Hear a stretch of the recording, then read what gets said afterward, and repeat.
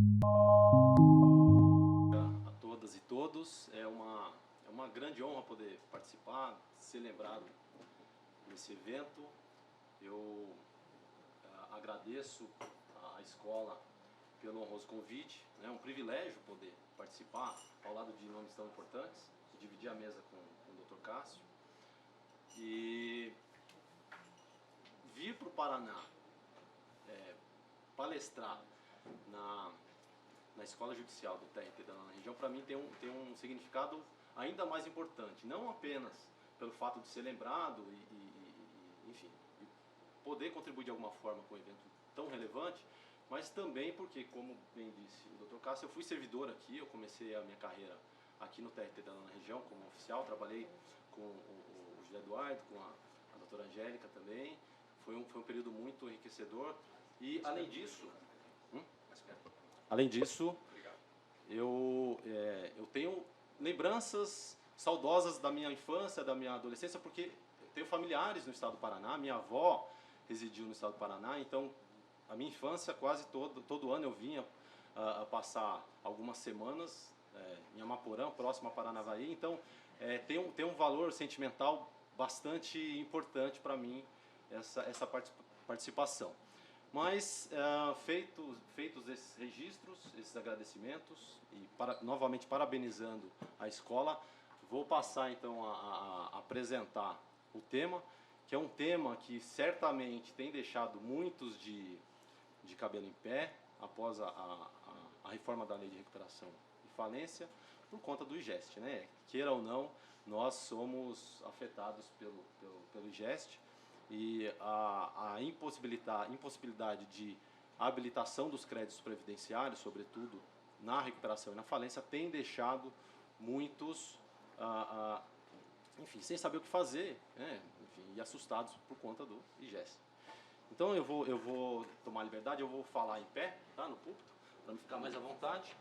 E vamos lá então. Então eu vou tratar com vocês sobre a execução das contribuições previdenciárias e também das penalidades administrativas, e vou tratar também sobre as custas, após a Lei 14.112, quando a executada está em recuperação judicial ou quando a executada é massa falida, né? Mas antes de iniciar a abordar o tema, eu quero trazer para vocês aqui alguns dados para mostrar, para lembrá-los da relevância do tema, em especial dos reflexos, das repercussões que nós sentimos no nosso dia a dia no processo do trabalho. Todos esses dados são bastante recentes, tá? Obtidos essa semana. O Serasa Experian, de acordo com o Serasa Experian, de 2018 até meados de 2022, foram decretadas no Brasil mais de 3.500 falências. Tá? Além disso, nesse mesmo período, nós tivemos mais de 5.000 pedidos de recuperação judicial. Então, imaginemos, podemos estimar uma média de 100 ou 200 empregados, né, ou diretos ou terceirizados, que se tornam credores nas recuperações ou na falência, e que desembocam, né, e que acabam procurando a tutela da Justiça do Trabalho para ter os seus direitos efetivados, e que, nesses casos, então eu estimo aí 200 vezes 9.000, 180.000, 200.000. Se for uma média maior, superior, podemos chegar a 400.000, 500.000 processos no país todo. E temos dados também da Junta Comercial aqui do Estado do Paraná, que mostram que de 2019, ou melhor, a 2020, foram mais de 400 sociedades empresárias que ingressaram com pedidos de recuperação judicial. Esses dados não são exatamente condizentes com os dados do Serasa, porque aqui a Junta Comercial ela considera cada CNPJ, ainda que cada recuperação judicial abranja mais de uma empresa do grupo, ou mesmo que abranja mais de um estabelecimento da mesma sociedade empresária.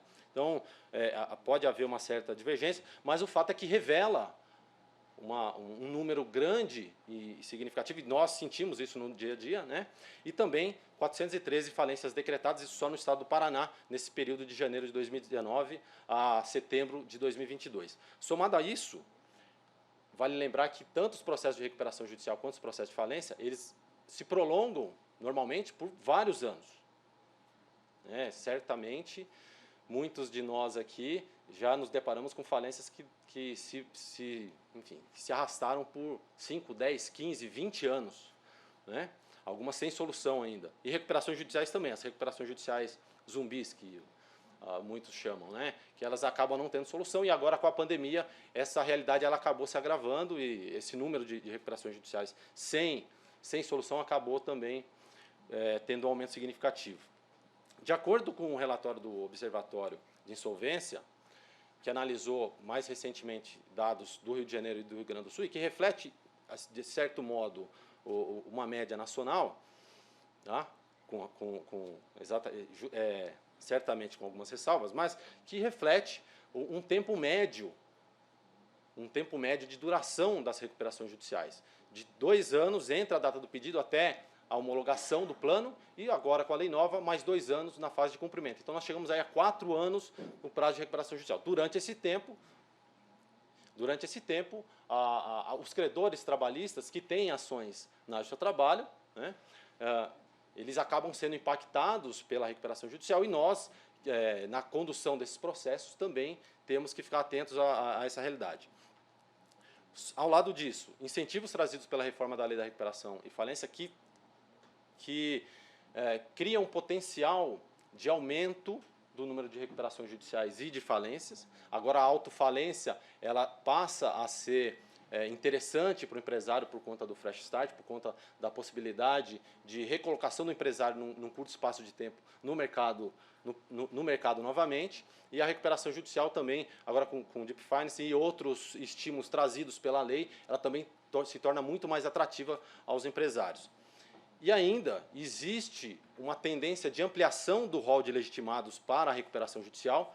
Agora, aqui em Curitiba, recentemente, teve pelo menos um grande clube que requereu a recuperação judicial, salvo engano. A lei da SAF é um exemplo. A própria lei 14.112 ampliou e possibilitou produtores rurais.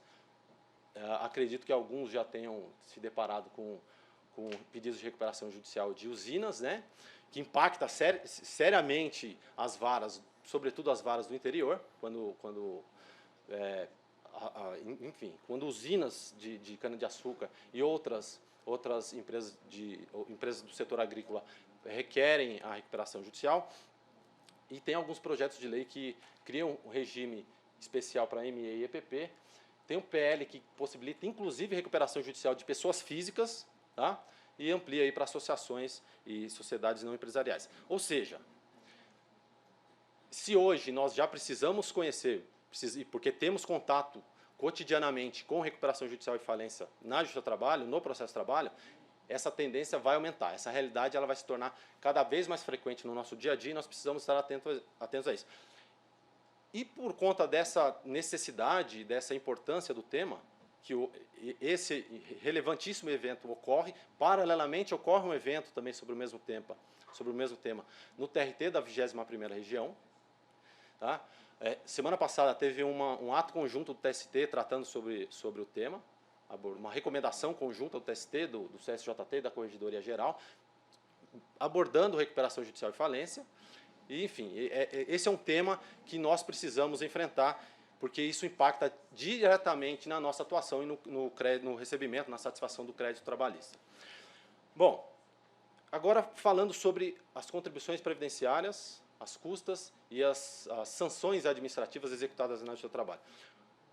A Lei 14.112, que reformou profundamente a recuperação judicial e falência, a Lei 11.101 de 2005, ela trouxe algumas alterações pontuais, mas de extrema importância, de impacto extremamente relevante nos processos de trabalho, no que se refere à execução das contribuições previdenciárias, em especial. Parágrafos 11 e 7º do artigo 6º.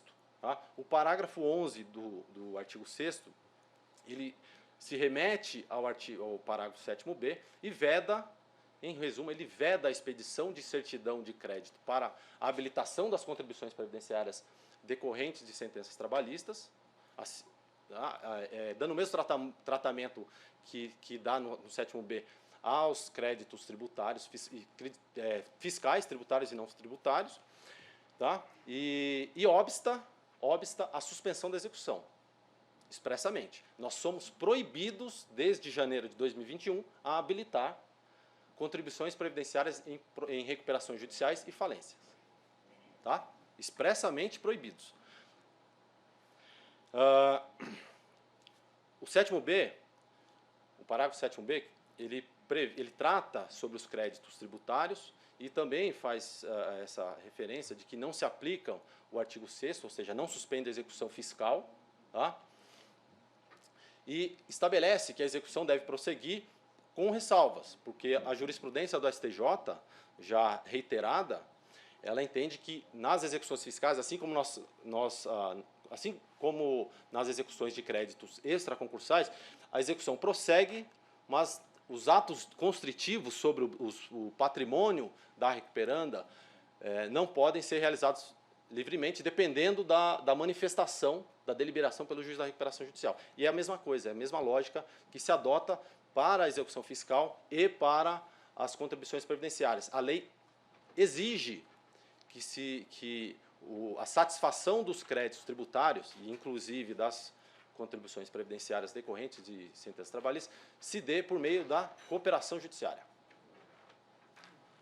Esse é um tema, cooperação judicial ou jurisdicional, esse é um tema com o qual nós vamos precisar nos adequar. Nós, na Justiça do Trabalho, os juízes de recuperação e falência, ou os juízes cíveis, também precisam se ajustar a essa nova realidade. Nós precisamos conversar. A recuperação judicial, para ela funcionar, ela precisa ter um número menor de incidentes. Precisa ser mais reta. Tá? Precisa para ter maior celeridade.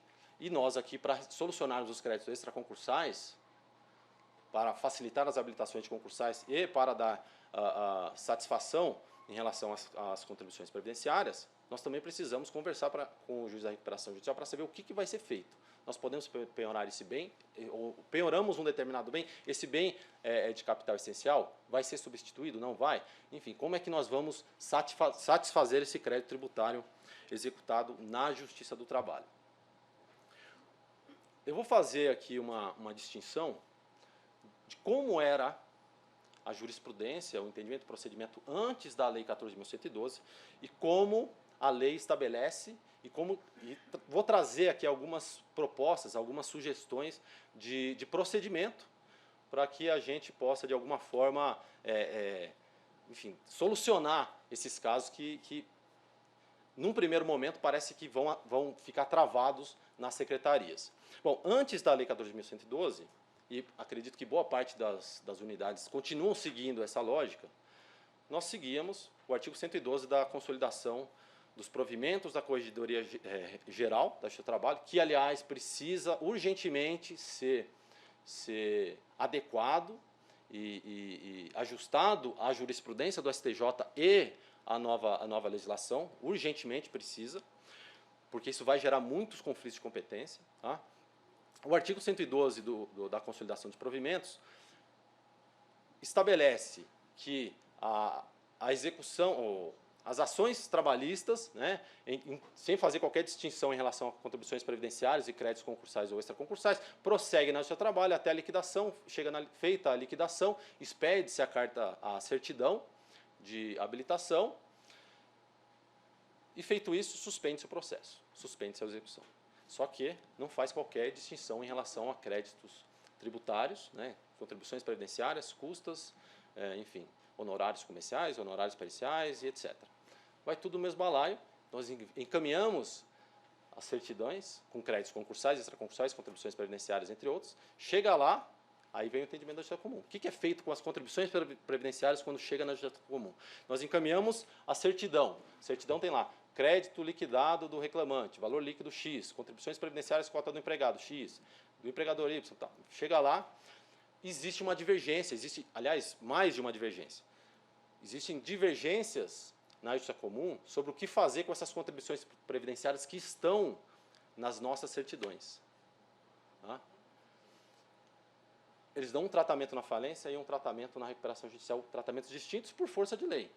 Na falência, os créditos tributários, eles entram na relação, embora a lei de execução fiscal e o CTN estabeleça que eles não se sujeitam à falência e recuperação judicial, o fato é que existe a possibilidade, e o STJ já tem esse entendimento pacífico, que existem duas possibilidades. Ou prossegue a execução fiscal e requer a penhora no rosto dos autos, e uma vez penhorado no rosto dos autos, lá na falência, ele vai ser classificado, seguindo a ordem do 83 e 84, ou existe a possibilidade de requerer habilitação. Só que agora a lei veda esse requerimento de habilitação. Então tem que prosseguir a execução, e essa é uma possibilidade de ser feito. Só que existe divergência quanto às contribuições previdenciárias. Tá? Há um posicionamento, que é o posicionamento adotado pela STJ, de que todas as contribuições previdenciárias decorrentes da sentença da Justiça do Trabalho, tanto a cota do empregado quanto a cota do empregador, são passíveis de habilitação. Então, nós encaminhamos para a falência e lá é habilitado, hoje, tá? De acordo com o entendimento do STJ. Mas há um outro posicionamento divergente, que é seguido pelo TJ de São Paulo, que adota a possibilidade, parte do TJ de São Paulo, somente a cota do empregador é passível de habilitação. A cota do empregado ela é deduzida quando do pagamento do crédito trabalhista, tá? Ela é deduzida e encaminhada. Então, existe essa divergência, porque a cota do trabalhador seria objeto de restituição na falência, tá? Em benefício da União.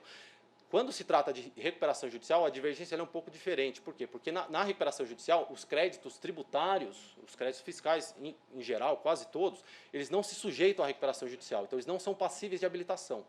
Então, o entendimento que prevalece na justiça comum é que as contribuições previdenciárias, tanto de empregado quanto de empregador, elas não se sujeitam à recuperação judicial e não são passíveis de habilitação.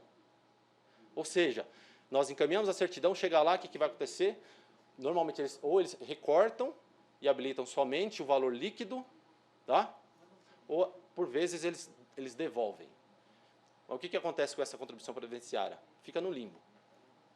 Fica no limbo. Se o juiz da recuperação não intimar a União para se manifestar e para, enfim, incluir na dívida ativa ou prosseguir a execução do seu trabalho, fica no limbo. E normalmente fica no limbo. Tá? Mas há um outro posicionamento também na recuperação judicial, nos casos de recuperação judicial, que entende que somente seria possível a habilitação da cota do empregado, do segurado. Por quê? Porque o direito, o pagamento, melhor dizendo, o pagamento somente ocorreria a partir do recebimento do crédito pelo trabalhador. Então, seria uma dedução, um desconto do valor, do valor total, descontando-se a cota do trabalhador e repassando à União. Então, aí existe divergência na justiça comum. O fato é que tudo isso é motivo para incidentes na recuperação judicial e na falência. Então, justamente por conta dessa divergência, justamente por conta desses incidentes, é que o legislador optou, na Lei 14.112, fazer esse ajuste para otimizar a recuperação judicial e a falência e alcançar as finalidades dos institutos que beneficiam toda a sociedade, inclusive os próprios trabalhadores. Tá? Bom, então aqui, explicando como ficou após a Lei 14.112. A Lei 14.112, voltando lá, no artigo 6º, parágrafo 11, veda expressamente a habilitação e arquivamento na falência e na recuperação judicial de contribuições previdenciárias e de créditos oriundos de execuções fiscais, de sanções administrativas decorrentes da relação de trabalho. Então, são poucas execuções fiscais que nós temos nas varas, né, em regra, mas o fato é que esse crédito também não pode ser habilitado, essa execução não se suspende. E o que vai fazer? Se não pode, porque a gente não pode suspender, mas de acordo com o parágrafo 7º-B, a gente não pode penhorar livremente, praticar atos de constrição. Menos ainda de expropriação. Devemos entrar em contato com o juiz da recuperação judicial por meio da cooperação judiciária para tentar acertar o caminho a ser seguido nesses casos para solucionar.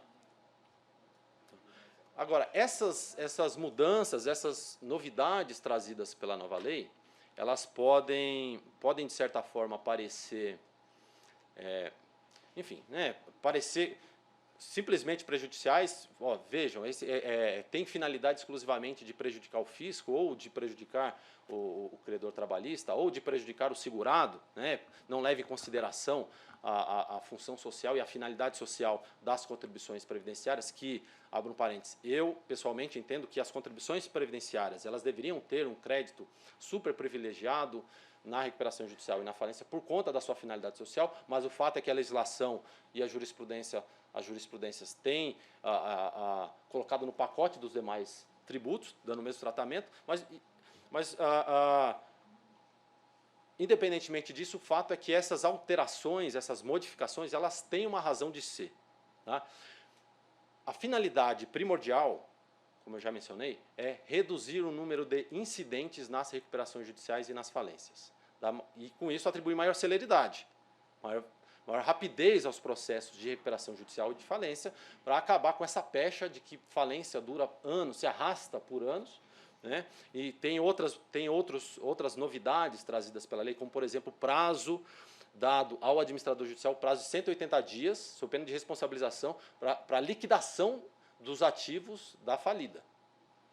Normalmente, a liquidação era feita no final, né, de todos os incidentes, enfim, da verificação de créditos. Agora tem um prazo curto de 6 meses, em que o administrador judicial tem que se virar ali e conseguir fazer toda a arrecadação, né, a avaliação e alienação do patrimônio da falida. Veja como tende a encurtar bastante o processo de falência. E essas alterações, elas entram nesse bojo, nesse pacote, para tentar encurtar o fim, né, encurtar os processos de falência e de recuperação judicial, para com isso termos finais mais céleres. Aqui, na falência, importante ressaltar, tá? A lei ela criou um procedimento próprio de classificação de créditos fiscais, que não existia antes da nova lei. O novo artigo 7º-A, ele traz esse procedimento, tá? Então, paralelamente, incidentalmente ao processo de falência, e aqui é falência, não recuperação judicial, o juiz falimentar ele instaura de ofício um incidente de classificação dos créditos fiscais, tá? Um do município, um do Estado e um da União, intima cada uma das fazendas para que elas apresentem os créditos que quer incluir nesse incidente, para que depois o juiz da falência ou o administrador judicial inclua tais créditos na classificação para pagamento, seguindo a ordem do 83 e do 84 da lei. Tá? Então vejam, aqui vocês vão ver que a existência desse incidente, que tem sido pouco falado, ele traz uma possibilidade, um norte, em relação às contribuições previdenciárias contra a massa falida. Tá? E a gente vai ver isso na sequência. Mudando um pouco, na recuperação judicial. Na recuperação judicial, a Lei 14.112, ela trouxe inovações que estimulam o parcelamento tributário, parcelamento dos débitos fiscais, inclusive tributários, inclusive possibilidade de transação de créditos fiscais pelas empresas recuperantes. Existe a possibilidade de transacionar, que é uma novidade, tá? Transacionar, as fazendas públicas podem transacionar os créditos, considerando-se ali a média dos deságios estabelecidos para os demais credores sujeitos à recuperação judicial. Essa é uma novidade interessante. Tá? E a finalidade, a intenção do legislador ao excluir a habilitação desses créditos tributários, inclusive contribuições previdenciárias, na recuperação judicial, é justamente estimular a utilização pelas fazendas e pela recuperanda desses institutos de parcelamento e de transação fiscal. O parcelamento se tornou muito mais vantajoso, foi incluído o artigo 10A da Lei 10.522, essa lei que já foi objeto de bastante discussão alguns anos atrás, se a transação extinguia ou novava o crédito fiscal, quando abrangia contribuições previdenciárias, se nós podíamos extinguir a execução ou simplesmente suspender, mas essa discussão deve retornar. tá? Certamente deve retornar por conta da utilização mais frequente da transação e do parcelamento fiscal após a nova lei pelas empresas em recuperação judicial. E além disso, a nova lei, ela, aqui também em relação às contribuições previdenciárias, a nova lei, ela procura reforçar a necessidade de cooperação judicial entre o juiz da recuperação judicial e os demais juízos, tá, originários, onde os outros créditos de titulares que são credores na recuperação judicial tramitam, inclusive na Justiça do Trabalho, inclusive especialmente na Justiça do Trabalho. Mas nesse novo contexto, nesse novo cenário, com essas inovações, com a previsão do incidente de classificação de créditos fiscais na falência, com a previsão e estímulo da cooperação judicial na recuperação judicial e também de transação fiscal e de parcelamento dos débitos fiscais, e ainda com a vedação da habilitação, a vedação da suspensão da execução em relação às contribuições previdenciárias, o que nós vamos fazer? Como é que nós faremos? Né? Porque nós vamos habilitar. Vamos supor um caso hipotético em que todos os créditos do trabalhador, e mesmo dos honorários sucumbenciais, são créditos concursais. Vai lá, expede a certidão, créditos concursais, aí os credores vão lá, habilitam, só que restam as contribuições previdenciárias. Por força de lei, nós não podemos habilitar. Tá? Nós não podemos suspender a execução. Nós devemos prosseguir a execução, mas nós não podemos livremente penhorar o patrimônio da recuperanda. E o que podemos fazer é penhorar um bem e, na melhor das hipóteses, penhorar um determinado bem que não seja bem de capital essencial e contatar o juiz da recuperação para saber o que fazer. Mas o fato é que, muitas vezes, quando nós oficiamos para a justiça comum, né, em recuperação judicial, isso acaba, por vezes, nem chega no gabinete do magistrado, e dependendo da recuperação judicial, em que tem lá centenas, milhares, às vezes dezenas de milhares de incidentes, acaba não tendo a atenção merecida aquele ofício que nós encaminhamos. Às vezes nós temos um único caso, uma execução, né, de crédito tributário, enfim, por vezes não é dada a devida atenção. Mas o que fazer? Porque parece que fica num limbo, né? Porque nós não podemos habilitar, mas nós devemos prosseguir a execução, mas não podemos penhorar. O que fazer? E aí, o que nós vamos fazer? Veja, esse é um drama que nós estamos sentindo, percebendo, mas os juízes de execuções fiscais, eles tinham todas as ações, todas as execuções fiscais que tramitavam contra empresas em recuperação judicial até pouquíssimo tempo atrás, por conta da afetação de um tema no STJ, todas estavam suspensas. Vocês imaginem, ser juiz, ou juiz, ou diretor de secretaria de uma vara de execução fiscal em que todas as ações, todas as execuções fiscais contra empresas em recuperação judicial estão suspensas. Então, vejam, nós agora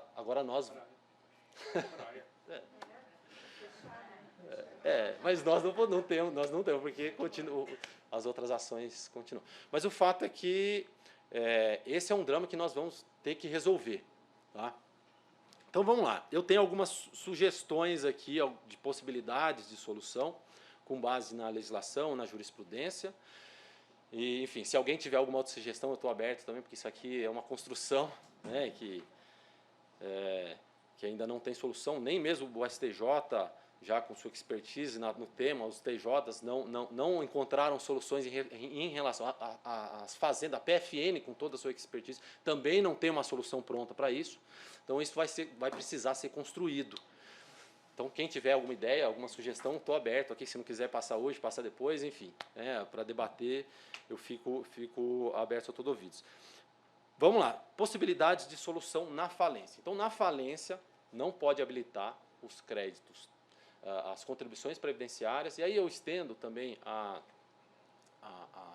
as penalidades administrativas. Tá? Então nós não podemos habilitar e não podemos suspender a execução, temos que prosseguir a execução, porém não podemos penhorar livremente, né? Nem expropriar.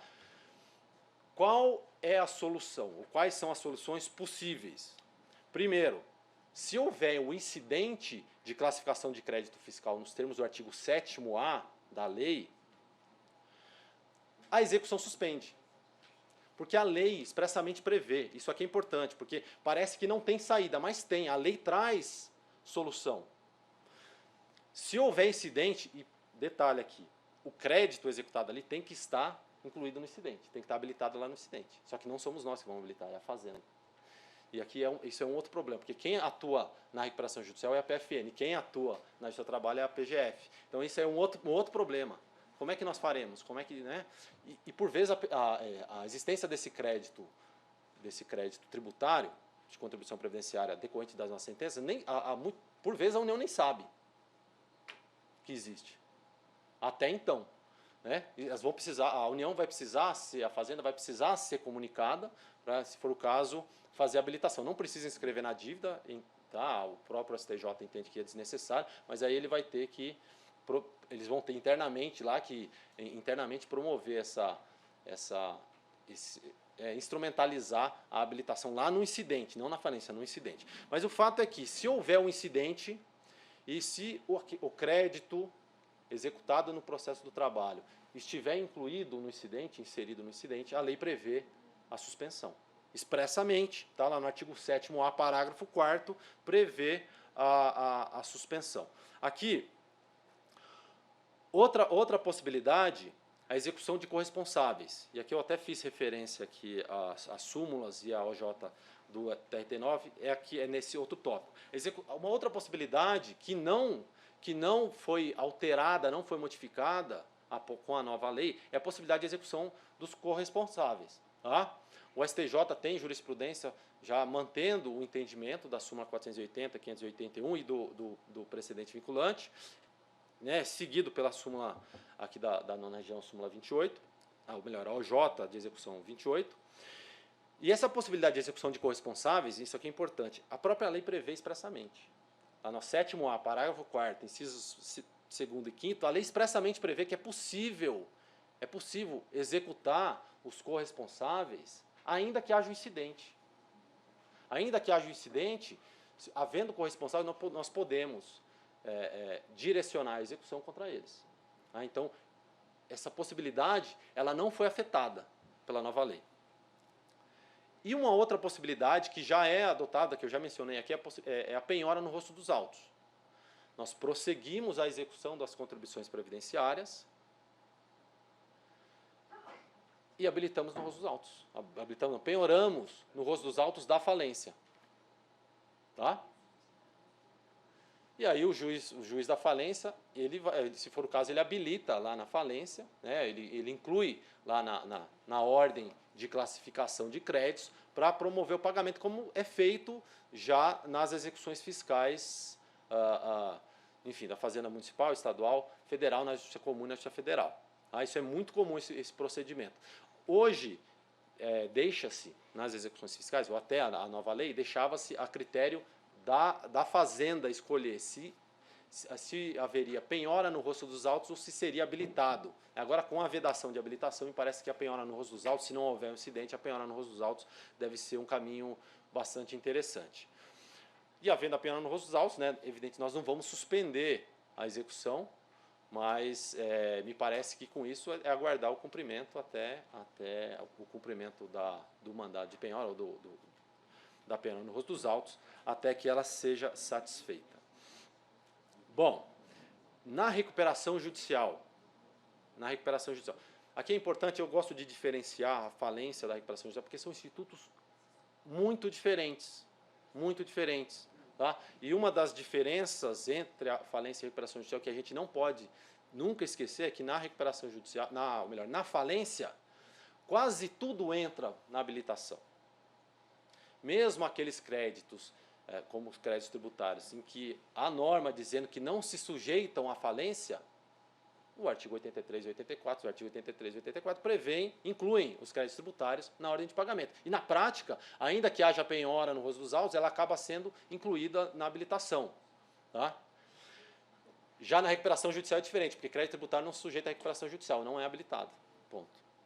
Na recuperação judicial, somente os créditos sujeitos, somente os créditos concursais. Tem um número grande de credores que não se sujeitam. Bancos, no artigo 49, os bancos, né, na verdade, a lei não fala os bancos, fala os credores com garantias reais. E difícil uma empresa conseguir qualquer crédito sem dar garantias.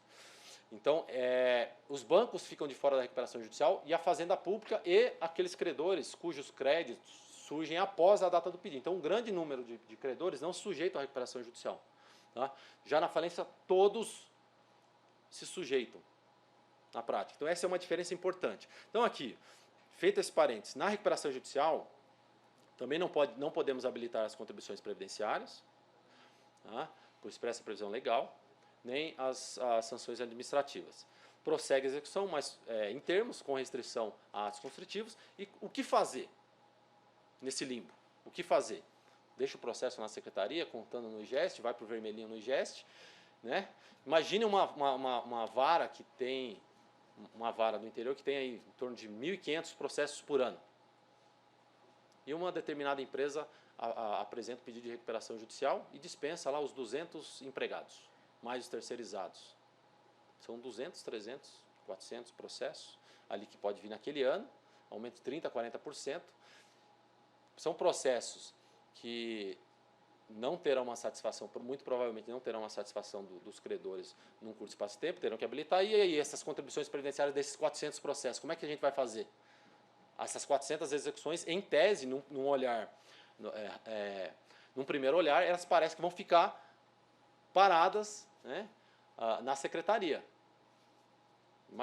Imaginem o que fazer com essas execuções. Então, aqui, primeiro, eu volto a dizer, execução dos corresponsáveis, tá? O STJ continua entendendo essa possibilidade, admitindo essa possibilidade. Os artigos 82A e 6º não impedem o direcionamento contra tomadores de serviço, contra empresas do grupo que não estão na recuperação judicial, porque é possível empresas do grupo não estarem inseridas na recuperação judicial, que é facultativo. Tá? Mas o fato é que é possível, isso não houve qualquer modificação. Além disso, se a recuperanda obtiver a transação ou parcelamento fiscal nos termos da Lei 10.522, a própria lei expressamente prevê suspensão da execução. Suspensão da execução durante o tempo de parcelamento. O problema é que ela vai ficar suspensa aí por 10 anos. Porque a lei possibilita parcelamento em até 120 meses, podendo chegar a 180, 15 anos. Mas pelo menos está suspenso, né? Já é alguma coisa. Além disso, e me parece que deve ser o caminho que nós precisamos reforçar e que deve ser adotado cada vez com mais frequência, que é a cooperação judiciária. Então, nós temos créditos fiscais, créditos tributários, fiscais, executados, nesse exemplo que eu dei, nessas 300, 400 reclamações trabalhistas, né, que nós não podemos ir lá e penhorar livremente caminhões, conta bancária, etc., da recuperanda. O que nós faremos? Entraremos em contato com o juiz da recuperação judicial para tentar firmar um ato concertado, enfim, né, estabelecer termos de cooperação judiciária para resolver essa questão. Tá?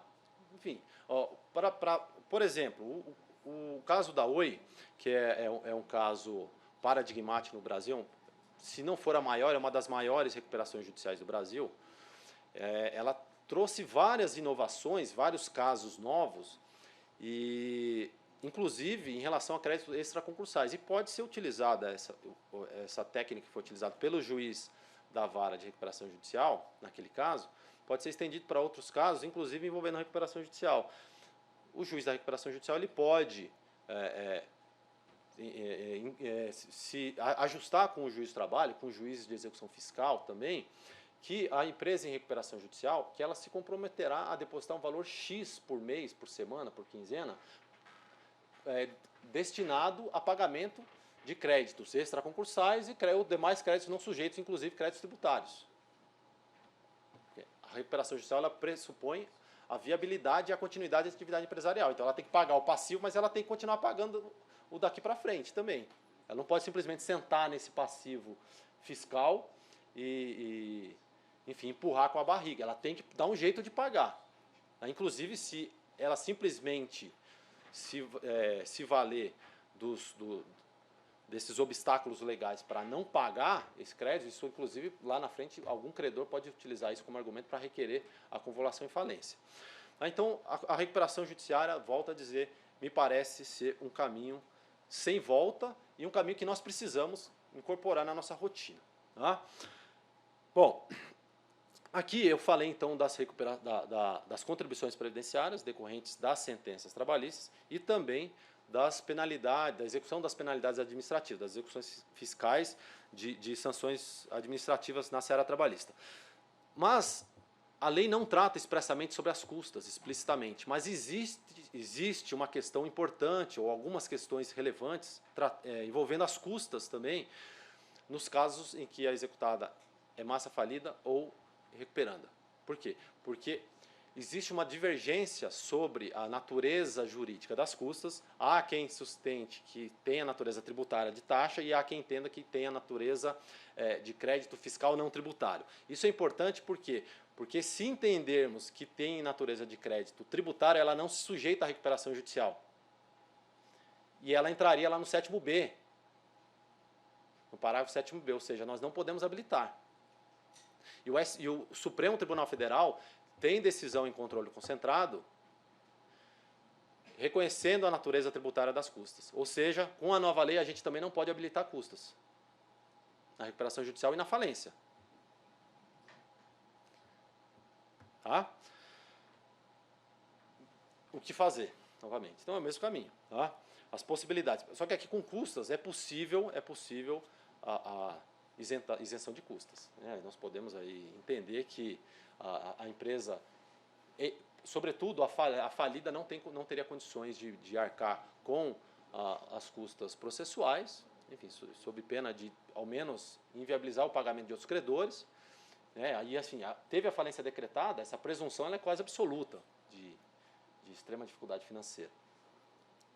Então, na falência, isso pode ser uma possibilidade. Ainda que tenha a sentença anterior, né, nós estamos falando aqui de trato sucessivo. Se for um fato novo, nós podemos alterar. Assim como em relação a reclamantes, nós podemos deferir os benefícios da justiça gratuita e lá adiante, se houver uma modificação, ele pode perder esse benefício para fins de pagamento de honorários comerciais, né, de acordo com o CPC. Agora, além dessa possibilidade, tá, é possível expedição de certidão do crédito tributário das custas para a União, tá, com a finalidade de inscrição na dívida ativa. Então, se tiver um pacotão lá de reclamações trabalhistas em que tem somente custas, tá, na recuperação judicial. Veja, eu entendo que a recuperação judicial por si ela não viabiliza, aliás, eu entendo que até que impossibilita com todo respeito a quem tem sentido contrário, mas eu entendo que impossibilita o deferimento da justiça gratuita. Porque um dos requisitos, o principal pressuposto para o deferimento da recuperação judicial é justamente a viabilidade econômica da empresa. E as custas lá são altíssimas. Se ela não recolher as custas antecipadamente no processo de recuperação judicial, não tem nem o deferimento do processamento. O juiz nem analisa. Porque como é que a empresa se diz viável e não consegue pagar as custas? Enfim, na recuperação judicial, me parece que o outro caminho possível seria a expedição da certidão de crédito à União para inscrição na dívida ativa. Tá? O TRT da 15ª região, onde eu trabalho, tem uma normativa que possibilita que até um determinado valor seja expedida a certidão e arquivada. E extinta a execução. Eu acredito que aqui também tem algo parecido. Né? Então, enfim, essa é uma possibilidade. Tá? Outra possibilidade, execução contra os corresponsáveis, assim como é possível nas contribuições previdenciárias, e também a execução por meio da cooperação judicial.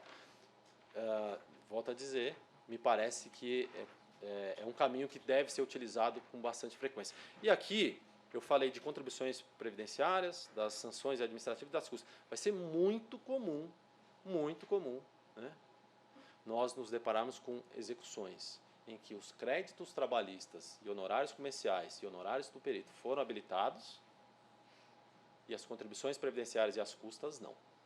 Então, nós precisamos saber o que fazer. Tá? E, enfim, já vi gente extinguindo, só que, enfim, isso vai gerar muita discussão, né? Porque o crédito existe, nós vamos extinguir o processo cujo crédito não foi satisfeito, mas que tem saídas processuais. Né? Se a lei veda expressamente a suspensão, será que nós podemos extinguir fora daquelas hipóteses legais de extinção do processo, do CPC? Enfim, essas são questões que nós vamos ter que resolver nos próximos tempos, tá? E que vão trazer muita preocupação, vão nos deixar bastante ocupados nos próximos tempos. Aqui eu trouxe um julgado do STJ que reforça a manutenção da jurisprudência após a nova lei quanto à competência para a desconsideração da personalidade jurídica. Mesmo após a nova lei, o fato de estar em recuperação ou falência não obsta a desconsideração da personalidade jurídica pela Justiça do Trabalho. Tá? Não obsta. Nós podemos continuar desconsiderando. O artigo 82A, ele não cria um obstáculo, ele não traz regra de competência, ele traz somente uma regra de direito material destinada ao juiz da falência.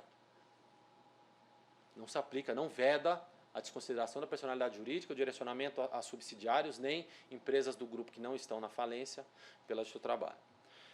Trouxe aqui também uma tese aprovada no CONAMAT, no último Congresso Nacional da Magistratura do Trabalho, que trata justamente sobre a competência da Justiça do Trabalho após a nova lei para direcionar a execução contra corresponsáveis, quando estiver em recuperação e falência. Tá?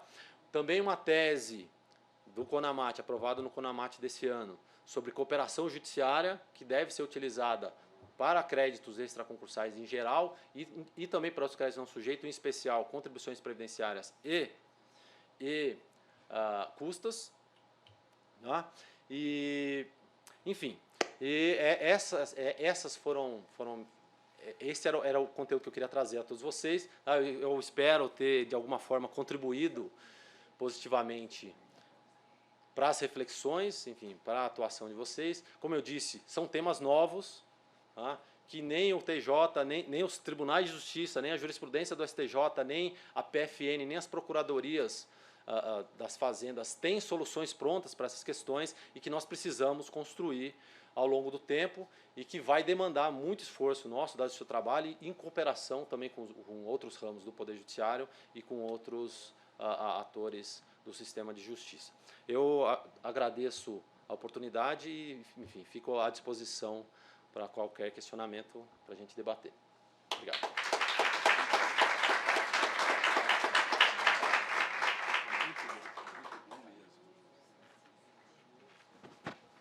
Bem, eu quero, inicialmente, ressaltar aqui anunciar a presença do nosso diretor da escola, desembargador Arnami Silveira, e também do desembargador Arquimedes de Castro Campos Júnior, que estão prestigiando o evento. Né? Eu não fiz uma saudação especial para os colegas juízes de primeiro grau, eu tenho até um pouco de medo.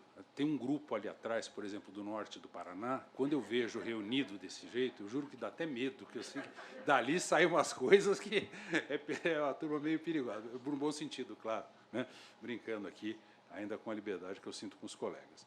Mas, olha, doutor Vinícius, realmente eu gostei muito da exposição, eu imagino que essa reflita a opinião geral, foi muito claro, muito preciso, né? Seu conhecimento técnico, jurídico, muito impressionante, realmente pontuou de um modo fenomenal. Tá? E eu vou me permitir aqui fazer algumas considerações, acrescentar alguma coisa ao que foi dito, realmente é difícil, e eu gostaria só de lhe provocar um pouco com outros temas que Vossa Excelência não chegou a abordar, né, especificamente. Bom, só aqui também abrir um rápido parênteses, né, me parece, o que eu vejo, tá, quando eu percebo esse tipo de coisa, é o seguinte: quando nós fizemos concurso aqui, eu, né, desembargador Ailze, o desembargador Arquimedes, que é do concurso anterior ao nosso, que é muito mais velho, todos podem ver, né, enfim, tá lá.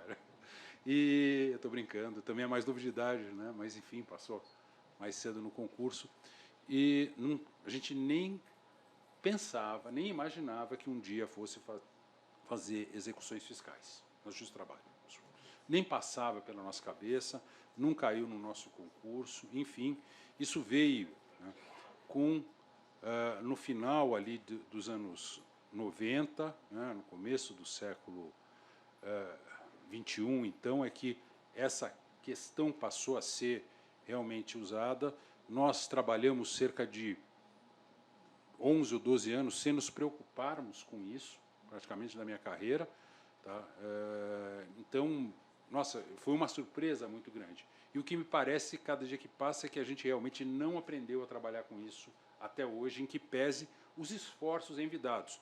Porque há não somente uma dificuldade nossa na compreensão, mas principalmente de aceitação, porque a cooperação judiciária, né, que foi mencionada diversas vezes e realmente é indicada como uma solução, que, da minha experiência, eu diria o seguinte: eu tenho certeza que nós estamos muito a fim de cooperar, mas eu não sinto vamos dizer assim, essa vontade por parte dos outros ramos do Poder Judiciário, né?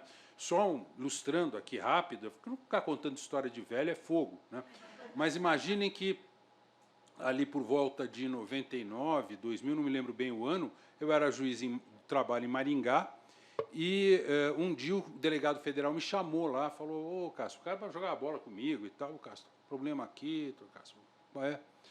Pensei que ele fosse fazer uma consulta lá, que ele estava com um problema trabalhista em casa, alguma coisa assim. Falei: não, o problema é consigo. Pois não, eu estava respondendo um processo crime. Tá? Ele me chamou porque, olha, o senhor está denunciado aqui num processo crime pelo Procurador-Geral da República. Pô, imagina a minha... O que eu fiz? Né? Puxa vida, né? Para merecer um tratamento assim? O que acontece é o seguinte: até 2005, o entendimento que nós tínhamos era de que a execução trabalhista, se iniciada antes da recuperação ou do processo alimentar, ela continuava na Justiça do Trabalho. Esse era o entendimento e nós nos pautávamos por isso.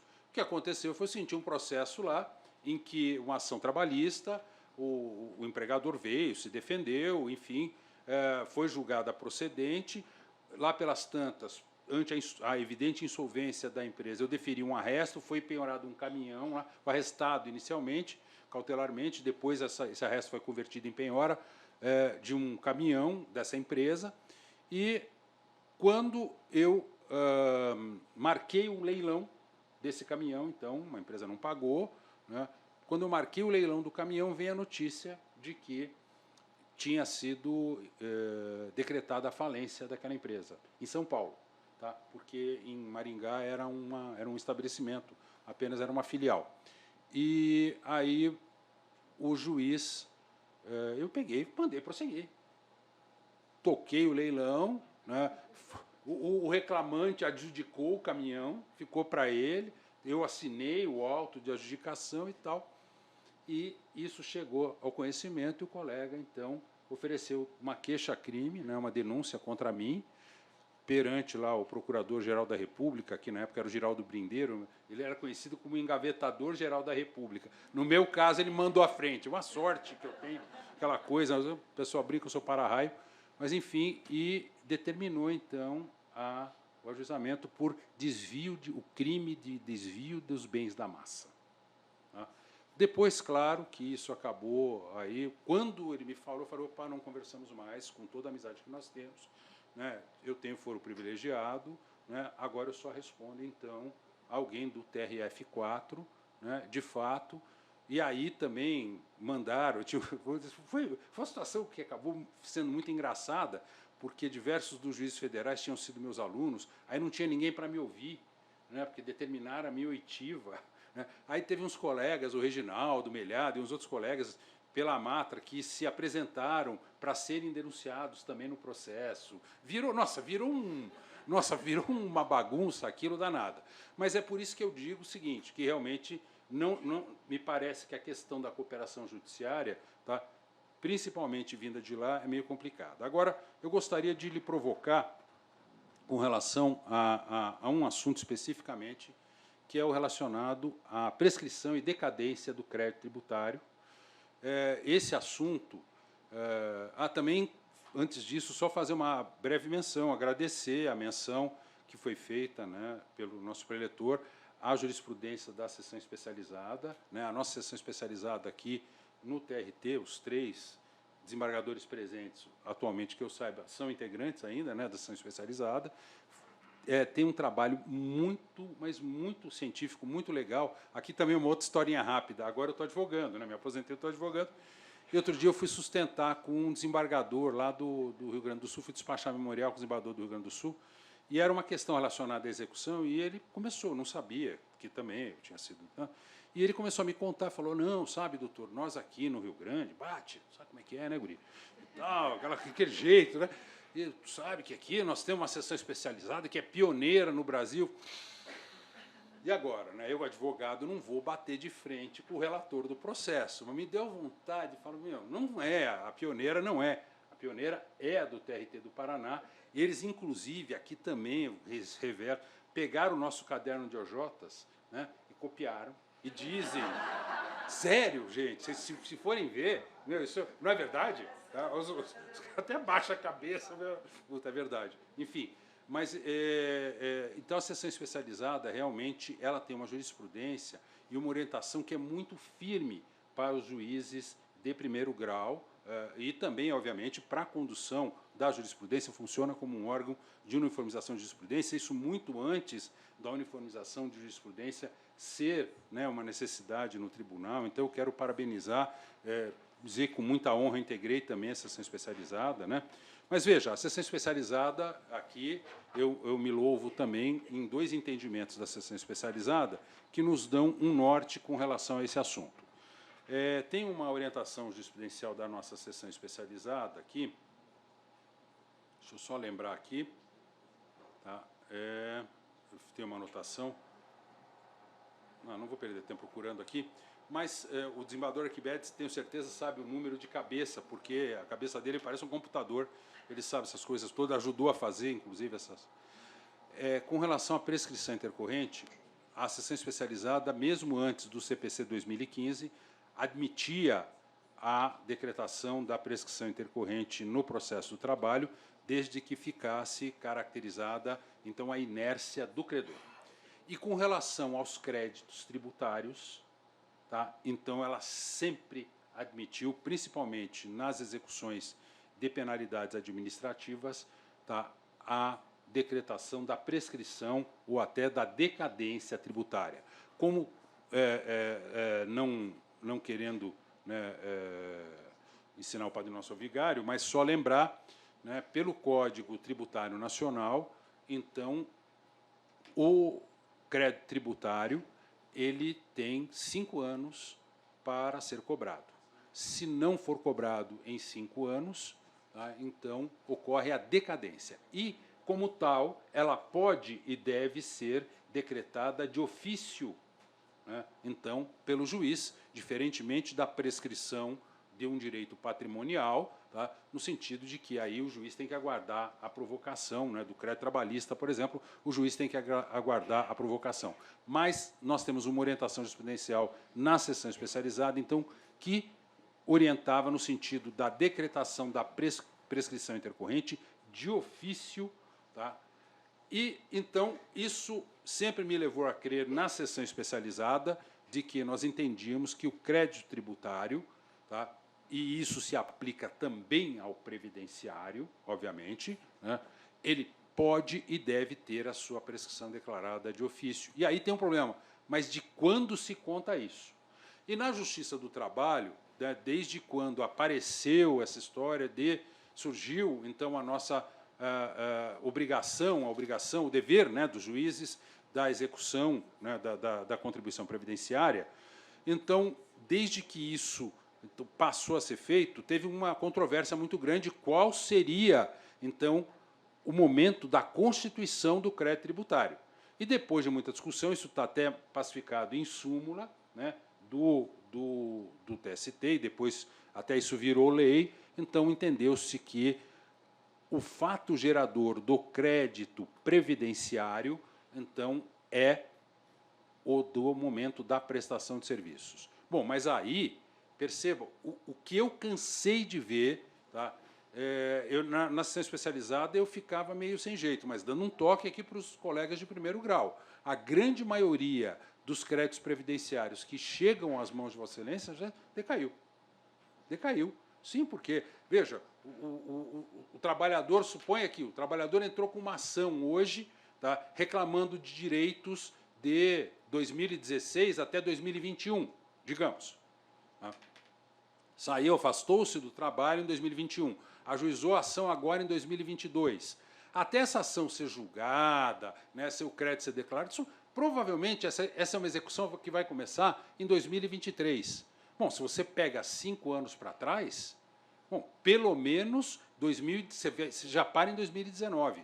E se você vai estendendo isso, é decadência, gente. Não para, não interrompe. Né?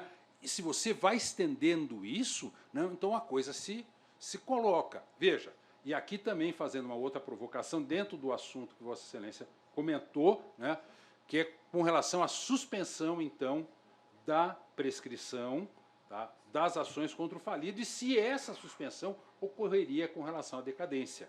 Tá? Não sei se me fiz claro, né, ou se alguém dos integrantes da sessão especializada gostaria de fazer, não sei se de lá para cá mudou alguma coisa na jurisprudência, ou gostaria de fazer alguma intervenção, alguma colocação com relação a essas coisas, mas, enfim, né, eu gostaria de lhe ouvir um pouquinho sobre isso, sobre essa questão se é prescrição, se é decadência, se ocorre isso com relação aos créditos previdenciários e, especificamente, se suspende ou não. Só também aqui um parênteses, ainda antes de passar a palavra, uns 5 ou 6 anos atrás, aqui nesse auditório, eu era, na época, vice-diretor, eu não me lembro de quem, acho que era do Célio, era vice-diretor da Escola Judicial, e nós fizemos um encontro das fazendas públicas. Né? Então veio aqui PGN, PGFN, foram mencionadas, né? Até para eu, particularmente, tinha uma dificuldade de entender, eles vieram aqui e nos explicaram a competência de cada um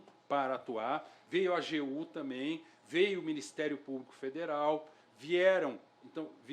chamamos a Receita Federal do Brasil, e aí vieram auditores relacionados com a parte geral da Receita Federal, outros auditores com a parte previdenciária. Foi muito interessante. Foi um encontro muito interessante com as fazendas públicas.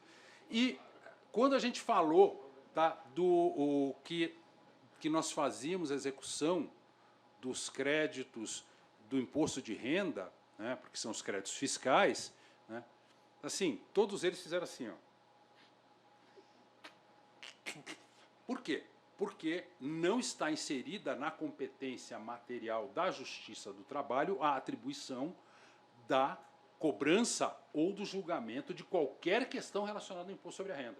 Se hoje nós dissemos, olha, incide imposto de renda sobre esta parcela aqui, sobre o aviso prévio indenizado, e amanhã a empresa, e resignada com isso, pegar e entrar com uma ação anulatória contra a nossa decisão, com pedido de repetição de indébito, o juiz federal não vai pensar em cooperação judiciária, não vai nada, ele vai, sem peias, ele vai dizer, sim, tem razão, não incide, a decisão do juiz do trabalho não serve para absolutamente nada e, portanto, tá, devolva-se aquilo que foi indevidamente recolhido. Né? E nós ficamos aqui, a súmula 368 do TST, nós temos diversas orientações jurisprudenciais na sessão especializada. Por quê? Porque, na prática, o juiz do trabalho ele se vê constrangido, né, a decidir diversas questões relacionadas ao imposto de renda, mas não temos competência material. E a nossa competência material também para as próprias contribuições previdenciárias é restrita àquilo que veio de créditos de condenação pecuniária. Não é qualquer contribuição previdenciária que o juiz do trabalho cobra. Nós não cobramos sistema S, tá? Nós não cobramos diversos outros créditos tributários que nos passam, entram, às vezes, no nosso cálculo trabalhista e não entram. Então, eu gostaria de lhe ouvir um pouquinho sobre isso. Depois eu vou abrir aqui, então, para as perguntas do auditório. Bom, é uma pergunta bem difícil, né? Mas vamos lá. Eu não sou Eu não sou especialista em direito tributário, mas eu vou trazer aqui a minha impressão sobre essa questão. Quando nós falamos de decadência e prescrição de crédito tributário, se não me falha a memória, né, por força da decisão do Supremo, aplica-se 5 anos de decadência e depois 5 anos de prescrição, não é isso? Nós temos, o fisco tem 5 anos para, entre o fato gerador e o lançamento, sob pena de decadência, e a partir do lançamento tem 5 anos para cobrar sob pena de prescrição. O pessoal que está na faculdade me ajuda aí, o pessoal que lida com direito tributário me ajuda. Então, a questão aqui, que me parece, isso é uma questão que eu tenho enfrentado em alguns casos de alguns embargos à execução, que traz essa alegação de decadência. Em que marco no processo do trabalho, qual que é o marco que supre o lançamento? Quando que ocorre o lançamento no processo do trabalho? Porque o lançamento, ele é o ato pelo qual o credor tributário, o fisco, ele reconhece a existência, verifica a existência do débito, do tributo e liquida. Ali tem que ter a verificação e a liquidação, a quantificação do débito. No processo do trabalho, quando que isso se completa?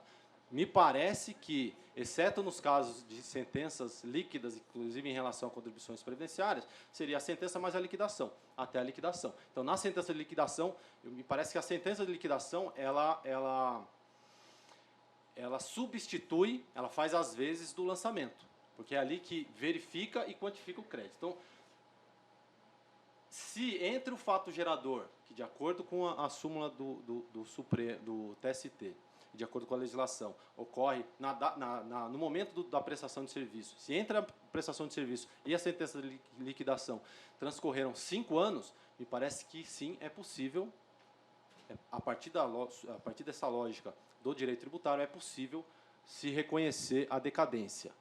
Tá? Com relação à prescrição, me parece que não, porque dali é execução de ofício. A prescrição, me parece que é a partir dali que se iniciaria o prazo prescricional. Então, me parece que a prescrição ficaria um pouco difícil de nós reconhecermos. Agora, tem uma outra questão. Quando nós falamos de falência e de recuperação judicial, tá? O artigo 6º ele prevê a suspensão dos prazos prescricionais, mas não se aplica ao fisco, porque o crédito tributário ele não se sujeita à recuperação judicial. Então, a previsão do artigo 6º não se aplica aos créditos tributários. Mas o fato é que, me parece que sim, é possível o reconhecimento da decadência se transcorridos mais de 5 anos entre a data do fato gerador e a data da sentença de liquidação. Tá? De outro lado, a prescrição me parece que fica um pouco difícil de reconhecer, porque a pretensão executiva desse crédito tributário, ela se inicia a partir da sentença de liquidação, que faz, às vezes, do lançamento. Então, me parece que a prescrição, a meu ver, salvo o melhor juízo, me parece que ficaria um pouco difícil de reconhecer nesse caso. E volto a dizer, a suspensão do prazo prescricional envolvendo matéria tributária prevista no artigo 6º não se aplica, porque ela justamente não se sujeita à recuperação judicial.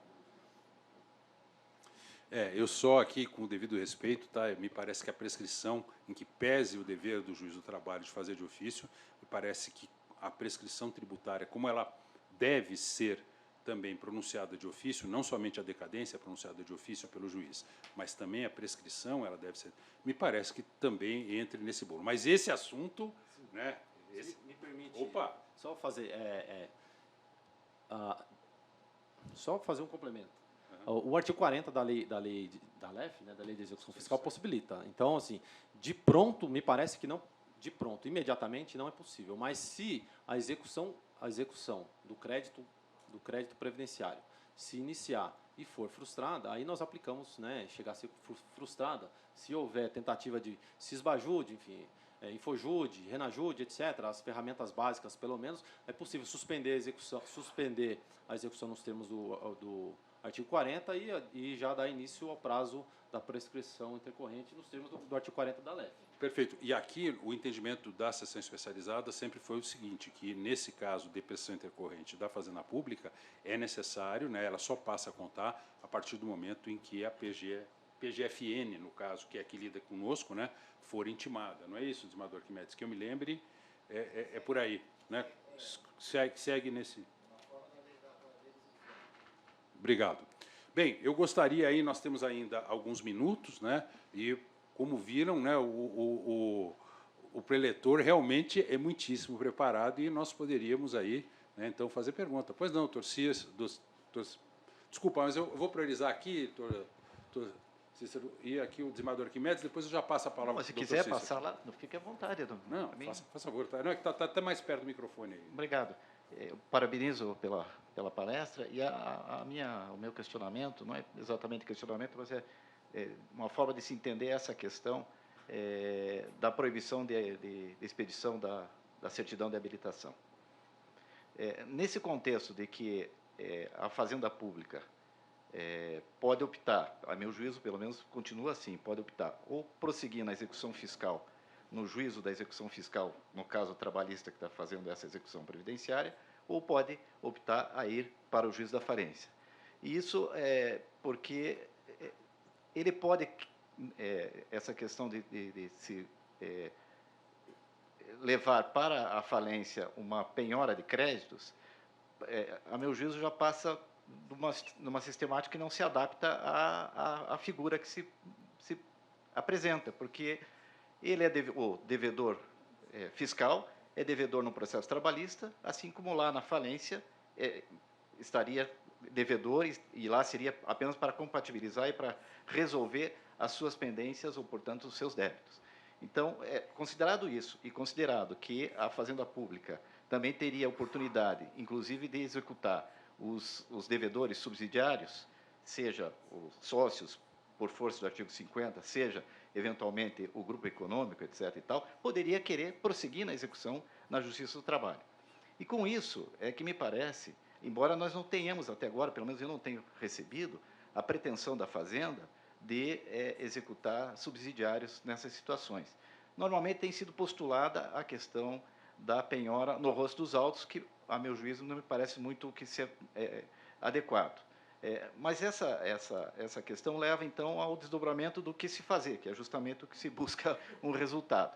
Não é? E sobre esse aspecto é que me parece que, nesse particular, nesse ponto, ainda que se diga, não, mas eles não cooperam em nada, eles que eu digo, com todo respeito aos colegas, mas a justiça comum, que não há uma outra forma de cooperação, mas o fato é que essa seria o caminho único que nós teríamos, ou seja, executar efetivamente, se essa for a pretensão da Fazenda Pública, de execução aqui, que não faça uma opção para ser executada de alguma forma lá no juízo universal, e que nós teríamos aí, impositivamente, que fazer essa cooperação. Fazer a cooperação, chegar ao ponto da expropriação dentro daquela ótica de que haverá de se observar a essencialidade dos bens que tenham sido penhorados para a expropriação, e a partir daí é que não sei exatamente o que resultaria, porque, a meu juízo, ainda, nesse finalmente, implicaria, pelo menos a priori, do que imagino, a necessidade do resultado também verter para o juízo universal, para que haja também, eventualmente, essa paridade em relação às fazendas que lá concorrem dentro das suas classes, dentro das suas preferências. Não é? Então, em resumo, me pareceu que, nesse ponto, ela é impositiva e que, seja pelo fato de que não há crédito lá, pelo menos não há crédito falido lá que possa se tratar dentro da ótica de penhora no rosto dos autos, na forma que processualmente se conhece, seja porque há essa possibilidade da Fazenda executar aqui no processo do trabalho, que essa solução também de se determinar, se a Fazenda postular, e aí não haveria do interesse dela postular essa penhora no rosto dos autos, então se encaminha a penhora no rosto dos autos.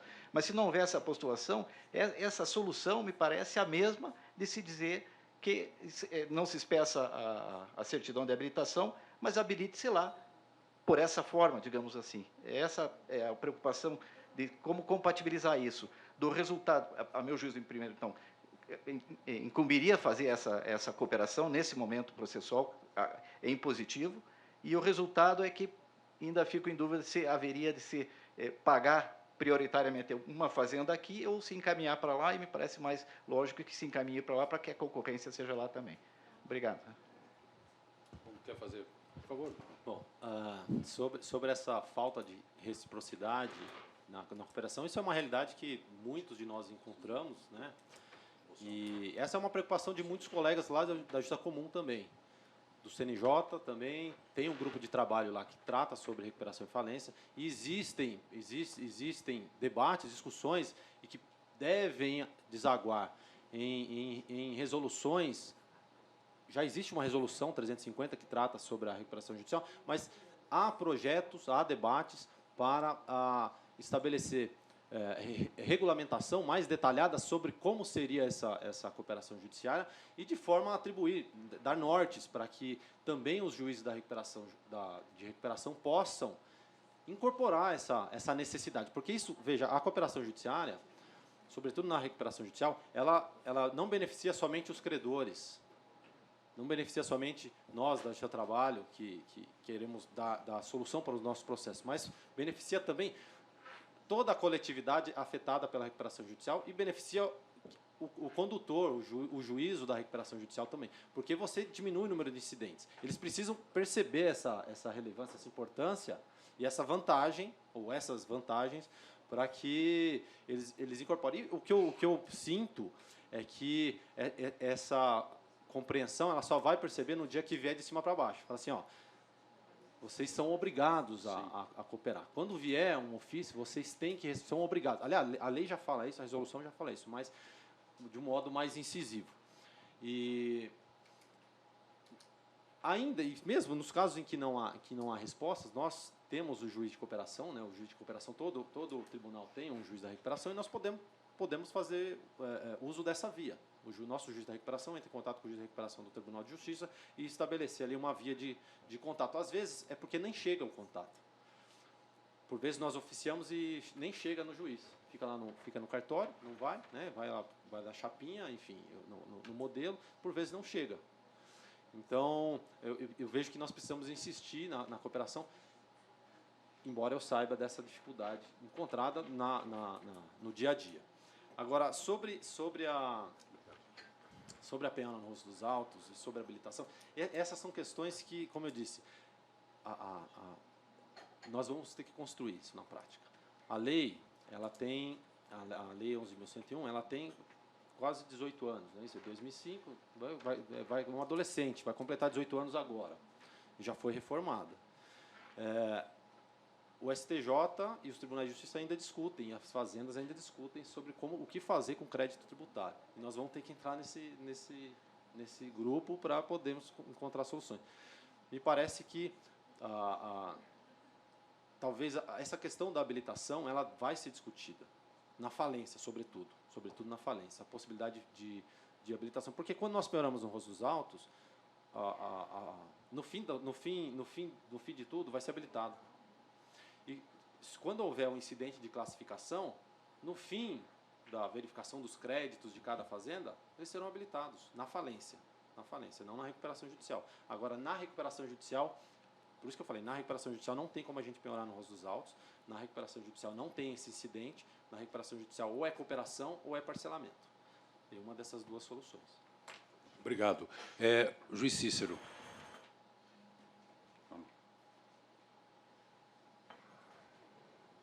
Nós já passamos o tempo, eu vou só passar a palavra ao juiz Cícero, depois ao juiz Leonardo, que pediu também, e aí nós encerraremos, tá? Boa tarde. Eu estou com uma recuperação bem delicada lá e eu queria perguntar o seguinte. O reflexo de eventual homologação do plano de pagamento na execução que está ocorrendo na Justiça do Trabalho, por exemplo, de um crédito previdenciário de ofício, né? Então, que é uma situação que daqui a pouco eu vou me deparar ali na prática. Então, vamos imaginar a hipótese, como lá, que está se aventando um plano que vai pagar 50% do valor do crédito trabalhista. Aí vem o devedor e fala, olha, doutor, está ali discutindo, embargando por algum motivo tal, e ele fala o seguinte, olha, acabou de sair a homologação, 50% tem OJ do tribunal que, quando tem transação, você paga o crédito previdenciário proporcional ao pagamento do crédito trabalhista. Por exemplo, numa situação que é o caso lá, que tem coobrigados, devedores solidários de grupo econômico que não estão em recuperação judicial. Então, vem o devedor solidário, que está arguindo ali que não é solidário, que não tem grupo econômico, aquela coisa toda, e fala, olha, eu quero não só a redução da contribuição previdenciária, porque fato superveniente, fato novo, né? Homologação do plano de pagamento, porque a dívida originária foi reduzida, então quero pagar 50% trabalhista e a mesma proporção do crédito previdenciário. Seria cabível essa arguição, ou seria uma condição personalíssima que não poderia se estender aos coobrigados solidários? Bom, mais uma pergunta difícil, mas vamos lá. Como você bem disse, a homologação do plano de recuperação judicial, ela é a homologação, uma sentença que homologa um acordo, assim como a nossa sentença que homologa a conciliação. Só que é um acordo de caráter coletivo e que vincula todos aqueles sujeitos à recuperação judicial, sujeitos ao plano. Então, se houver a homologação lá com deságio, como você disse, por exemplo, de 50%, né, o credor trabalhista ele vai receber na recuperação judicial 50%. Então, me parece que sim, é possível adotar os termos da OJ acho que 368, 386, enfim, da SDI 1, segundo a qual as contribuições, no caso de conciliações após a sentença de liquidação, devem incidir proporcionalmente sobre o valor da homologação, né, do cálculo homologado, ou melhor, do acordo homologado, sobre o valor do acordo. Me parece que sim, dá para analogicamente aplicar para esses casos. Só que, se tiver coobrigados, é importante. Havendo coobrigados, os coobrigados ou corresponsáveis, eles não se beneficiam do plano, exceto se eles estiverem incluídos. O que significa dizer? Que pode cobrar diferença no seu trabalho. Tá, isso aqui é importante, porque eu vejo isso na justiça comum, olha, eu tinha um entendimento diferente. Eu entendia que quando recebia no plano, havia quitação. Só que, importante, isso aqui na justiça comum isso é muito tranquilo, tá? Muito tranquilo. Pelos artigos 49 e 59, a novação ela é sui generis. Ela só afeta, só vincula a recuperanda, a empresa em recuperação judicial. Outros corresponsáveis, outros garantidores, não se beneficiam, não se vinculam ao plano, em princípio, tá? Eu sei que alguém já deve ter se deparado com um caso diferente. Mas, em princípio, não se vinculam ao plano. O que significa dizer que os corresponsáveis eles podem ser obrigados, ser cobrados pela diferença. E isso vai acontecer, já acontece no nosso trabalho. Ele vai lá, habilita, recebe 50% e fala assim, eu quero os outros 50% dos demais. Se houver essa cobrança, tá? Considerando que os corresponsáveis eles não se beneficiam das vantagens do plano, e eles vão ter que pagar essa diferença, sobre essa diferença, as contribuições previdenciárias que incidirem também ficarão a cargo dos corresponsáveis. E, evidentemente que esses corresponsáveis, desde que eles não estejam abrangidos pela recuperação judicial. Tá ótimo. Então, para finalizar, o juiz Leonardo Vandelli. Duas questõezinhas associadas que uma mais objetiva, outra mais uma reflexão, que é primeira a questão que serve tanto para execução de créditos previdenciários, outros créditos tributários, quanto dos créditos extraconcursais como um todo, que é a possibilidade de executar com as restrições de construção que há. Se não seria viável pensar em que o juiz do trabalho, às vezes numa dificuldade de ter uma relação mais efetiva com o juiz da recuperação, solicitar diretamente ao administrador que ele indique os bens disponíveis para a constrição nessas situações, né? E aí, bom, e o administrador, se for o caso, consulta o juiz da recuperação, e aí ele provoca mais rapidamente esse incidente. Não sei que consideração você poderia fazer sobre essa possibilidade. Mas a segunda, é um pouco ao contrário disso, vamos pensar agora na questão do nosso dever de tutela dos créditos trabalhistas como um todo, né, e a efetividade das nossas execuções, compreendendo que a recuperação é o momento em que se dá uma corrida de quem chega primeiro leva, e o objetivo todo do processo é evitar que se dê simplesmente assim e que haja um cumprimento, né, de acordo com as prioridades legais, né, de todos os créditos. A minha questão é, o que é conveniente do ponto de vista do momento em que nós devemos promover esta execução de um crédito previdenciário que incide sobre um crédito salarial que sequer foi pago ainda? Né? Quer dizer, nós vamos estar, em 95% das vezes, as recuperações judiciais são frustradas, né? E não tem dinheiro para todo mundo. E a maioria dos créditos trabalhistas não são satisfeitos. O parte significativa desses créditos trabalhistas salariais não são satisfeitos. Ainda assim, nós vamos antecipar a execução de créditos previdenciários incidentes sobre esses créditos trabalhistas que não foram satisfeitos ou serão satisfeitos em parte. Que ponderação a gente pode fazer a partir dessa questão e do ponto de vista da gestão do processo pelo magistrado, que também tem por objetivo fazer justiça em relação a isso, como a gente pode proceder? Bom, sobre essa ideia de contato entre o juiz do trabalho e juiz da recuperação judicial, para que ele indique bens, ou o administrador judicial, né? Porque, veja, o administrador judicial, a função dele ele é um auxiliar do juízo, e assim, fica de dica, inclusive, tem administradores judiciais que são verdadeiras assumidades no tema, sabem muito mais, algumas vezes, sobretudo em varas judiciárias do interior, em que o juiz da vara conhece, lida com processo penal, enfim, né, mais variado, direito de família, civil, etc., previdenciário, etc., ele tem muito mais conhecimento daquele processo e, às vezes, até tem muito mais afinidade com a matéria do que o próprio juiz. Então, o contato com o administrador judicial, da nossa assessoria com o administrador judicial, ou expedir ofício para o administrador judicial, pode resolver muitas dúvidas, muitos problemas. Tá? Às vezes, é muito mais efetivo do que encaminhar para o próprio juiz, o ofício. É a porta de entrada. E, no final das contas, quem vai decidir é o juiz da recuperação judicial.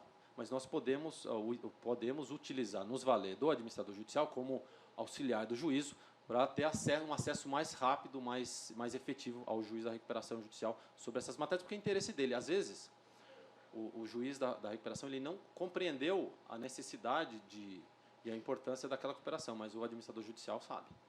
Ele sabe, porque é ele que tem que fazer todos os cálculos que chegam lá por vezes, é ele que tem que, muitas vezes, lidar com os incidentes. Então, isso pode ser uma ótima via de contato. E aí você falou sobre indicação de bens, substituição de bens. Essa é a ideia dos parágrafos 7º-A e 7º-B. Tá? Que os juízes originários, inclusive o juiz do trabalho, mantenham contato com o juiz universal da recuperação, para que elejam quais serão os caminhos a serem adotados no extraconcursal, para a execução do extraconcursal, especialmente, e de outros créditos não sujeitos, como o das contribuições previdenciárias. Com relação a outra questão que você mencionou, desculpa, você pode... sobre o momento, sobre a gestão. Entre executar a contribuição previdenciária que incide sobre o crédito salarial que ainda não foi pago, ou talvez você pague em parte. Sim. E que nós temos a obrigação de executar de ofício ao mesmo tempo, mas a gente pode trabalhar esse timing.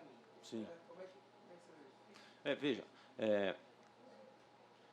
a ideia de que os juízes originários, os juízes dos juízes originários, o juiz do trabalho, o juizado especial civil, juízes cíveis, execuções fiscais, mantenham contato com o juiz da recuperação judicial, também tem essa finalidade. Por quê? Porque quem sabe, presume-se que quem tem uma noção panorâmica da realidade da empresa em recuperação judicial é o juiz da recuperação judicial, com assistência, com assessoria do administrador judicial.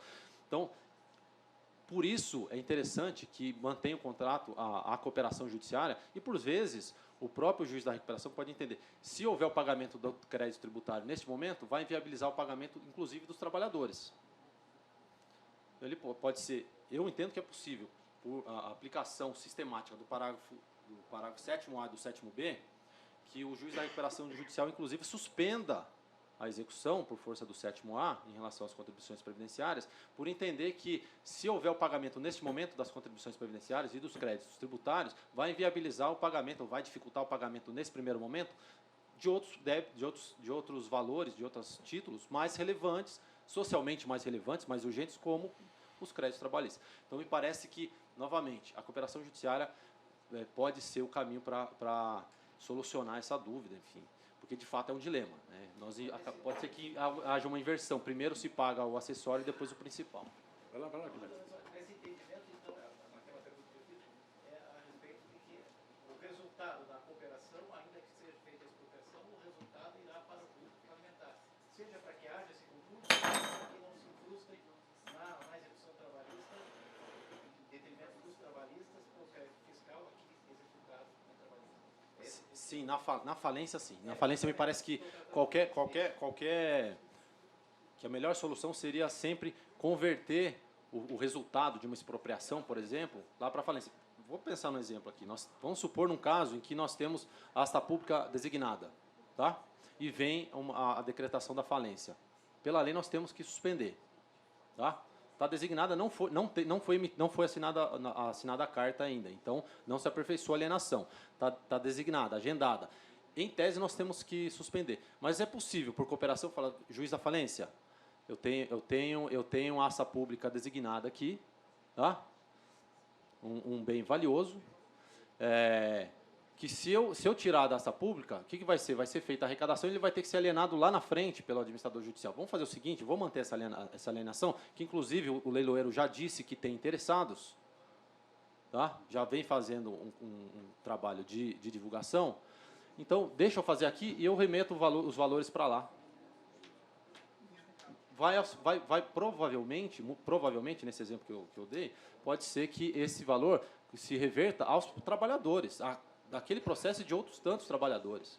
Então, assim, nós temos que pensar, e é uma mudança de mentalidade, não pensar exclusivamente no processo individual, mas pensar na coletividade, especialmente na coletividade dos trabalhadores. Uma falência efetiva, o processo efetivo de falência em que tem a liquidação efetiva do passivo, dos ativos, ela vai se converter aos trabalhadores. Uma empresa que consegue se recuperar e consegue se manter em atividade, ela vai continuar gerando empregos, vai pagar aqueles credores concursais e vai ter que pagar os extraconcursais.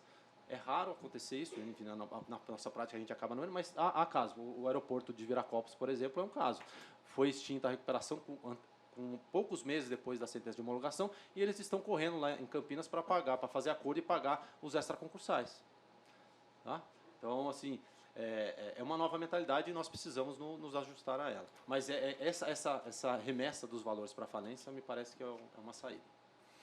Bem, eu acho que assim estamos todos muito felizes, né, realmente com o resultado desse encontro hoje, desse diálogo. Mais uma vez agradecer, né, ao Dr. Vinícius, dizer, olha, gente, desculpa, eu gostaria de continuar, mas já são 3h20 ali, o pessoal da escola está querendo me matar já por ter deixado de ir tão longe, né? Então, gostaria de registrar também a presença do desembargador Ricardo Burais Silveira. Desculpa, desembargador Ricardo, ele está lá da minha frente, quando o Sandro levantou é que eu vi, do juiz Sandro, que olha o tamanho do Sandro, né? Você estava bem olhando daqui, né? Você estava bem atrás dele, tá? Desculpa, não deu para ver, mas, enfim, né? Registrar a honra também, integrante da ação especializada do tribunal, tá? Então você veja o interesse realmente dos colegas, né? Não somente do primeiro grau, do segundo grau, né? Registrar que nós temos aí, devem ter alguma coisa em torno de 20 juízes de primeiro grau assistindo, uma quantidade muito grande de servidores, tá? Os nossos servidores são muito jovens, aqueles que parecem universitários, alguns deles são servidores, né? E temos também os universitários, né? Que aqui nos assistem. E só para encerrar, então, eu gostaria de passar às suas mãos, doutor Vinícius, esse diploma, né, que diz respeito aqui à sua atuação, e eu gostaria de convidar a desembargadora Ilse para fazer a entrega do nosso brinde aqui, nosso souvenir da escola, ao nosso conferencista. Mais uma vez, olha, muito obrigado. Puxa, foi fantástico, tá? Muito bom mesmo. Tá? Peraí, vamos abrir.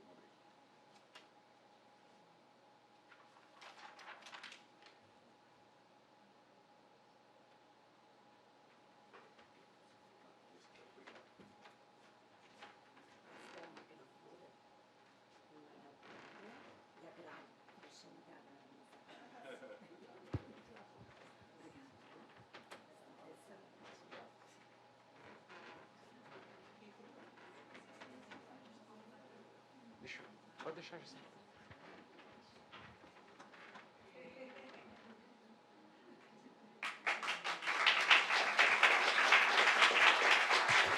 Muito obrigado. Eu declaro encerrado o evento.